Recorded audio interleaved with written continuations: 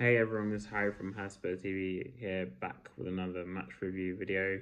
So this is one just before the international break, thank God. Um, 15 Premier League losses, another loss. I did kind of predict we'd lose 2-0 to Fulham, so should I be sitting here all upset and surprised? No, not really. Um, as usual, the same problems, the same manager, so like I mentioned in the last video, it's the same old crap anyway. So let's get into it. First, the starting lineup: Vicario in goal, and then the back four consists of Romero, Davies, which is quite interesting because Van der Ven has got a rest, I guess, and then Doji and Spence. Interesting, honestly. Spence played a lot down the left this season. He's starting to play a bit more down the right now that Dogi's back, which is quite good to see. At least that's one positive I'll take from the game. The midfield: Bissouma. Less said about him, the better. Bentancur and Archie Gray. So after about, I don't know how long Gray's been here for, like 6-7 months. Bear in mind, we've only got 9 Premier League games after this game that just passed. So yeah, finally in March he gets a go at number six. I mean, whether he was playing as a traditional number 6 is another debate for another day. But basically, you guys eventually got what you asked for, right? Now, I'll talk about him in a minute because I'm going to talk about the front line. So Tell played on the left, Johnson on the right, and Solanke up front. Now, let's get into it. So the first half, I'm sorry to say, was just god-awful. Nothing there. No cohesion in the team.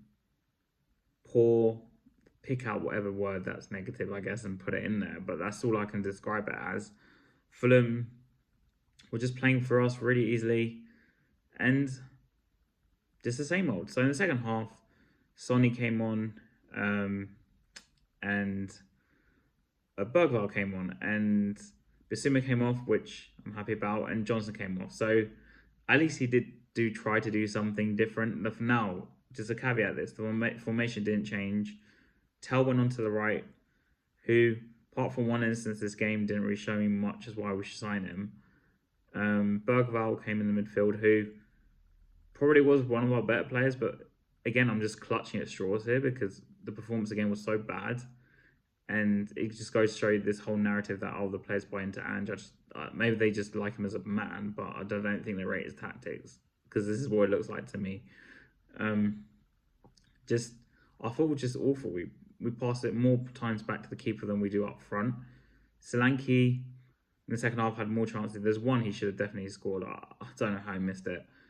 One near the end had like a half chance. But okay, let's get on to it. So our changes didn't have some effect on the game. Like I mentioned, Bergwall gave just a bit more energy, let's say. That's about it, really, in the midfield. Gray. Let's talk about this now. Get this out of the way. Gray, for all this hype about him being a number 6, for all this hype, God, he's bang average in there, man. Like, I still don't see what the big hype is about this guy. Okay, and this is kind of why I compare him to David. He can do a job. But, and I know he's only 19, but I just yet to see anything that special to him. I'm not see anything. And Bergwall, yeah, he's shown a bit more. But again, he's just like, he carries the ball. And just, I think he's another one who, like, he's kind of like, it's bad that he's playing with Kulusevski because they both hold on to the ball too long. It's like Bergwall's kind of copying them a bit in that respect, like the negatives of him. But yeah, poor Bentancur, another iffy performance. See, Bissouma came off, so Madison came on late on. Didn't have much time really to affect the game. Odderbert came on. Some people say he was tired from midweek, but I don't think he did anything. Solanke, like I mentioned, he missed 3 chances. One which I don't know how he missed, to be honest. Like, he didn't even hit the target. And then the defence, well, no coaching in that defence. Put it that way, no coaching in that defence. There's no cohesion there. And of course, Fulham scored for Ruiz, and their substitution of Ruiz and Sessegnon. Sessegnon scoring is very Spursy in itself anyway. But I want to talk about the second goal in a minute. But first, the first goal, they're always half asleep at the back. But oh well, apparently Davies' appreciation post on Twitter before the game, the guy flipping gave away 2 goals. But it's just, they were just standing still and watching. But this is what happens when you don't play with a holding midfielder. This is what happens when there's no defensive coaching, because they're all just looking around, watching the ball. Where is the proactiveness to go and deal with the problem? There's no proactiveness in that defense. I mean, it comes to also the fact that we don't have any leaders in the team anyway. Like, I don't count Sonia as a leader, and I don't think we have any leaders in there regardless. But yeah, because he had a goal. And then the second one, oh my days, the second goal we conceded. One long ball. Davies is like, I don't know what he was thinking. Could have just whacked it out, waited. The ball comes down. Session on of all people who just came on, controls it, outmuscles him, bangs it into like the right hand corner. And it's just very Tottenham, I guess. And 2-0, like I said at the beginning, should I be sad? I mean, I thought we'd lose 2-0, but it's just the manner in which we lose. No defensive coaching, no number 6, and this is the kind of the consequence of it. This inverted fullback nonsense is not even helping us at all.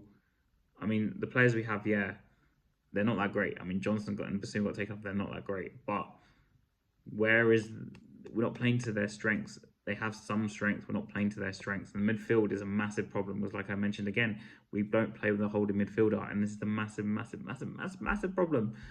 Okay, and then defence is just not being coached. It's not being coached. So I'm not really confident going into Frankfurt in 2 weeks' time, because they're like 10 times better than Alkmaar. So we're even lucky to scrape past Alkmaar. Let's be brutally honest here. So 15 Premier League losses. Ange needs to go. Obviously, Levy needs to go as well. But yeah, all change at Tottenham in the summer, please. And just these tactics are just diabolical, absolutely diabolical.